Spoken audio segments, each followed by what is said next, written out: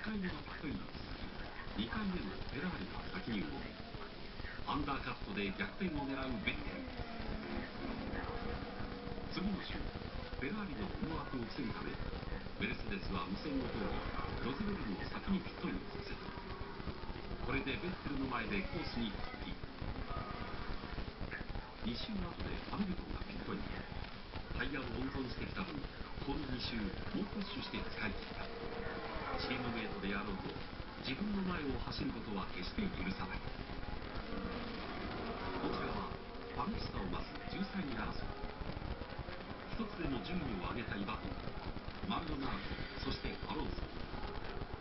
マクラーレンホンダはここまで戦闘力が向上してきた。ところが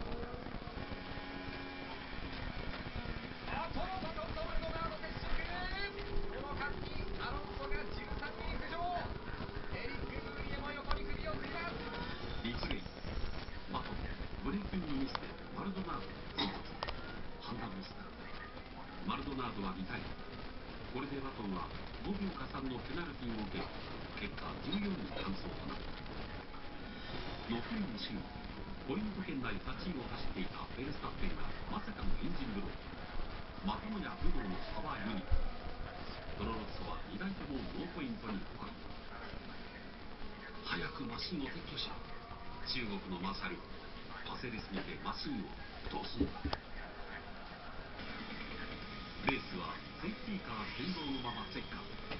ハミルトンがシーズン2勝目。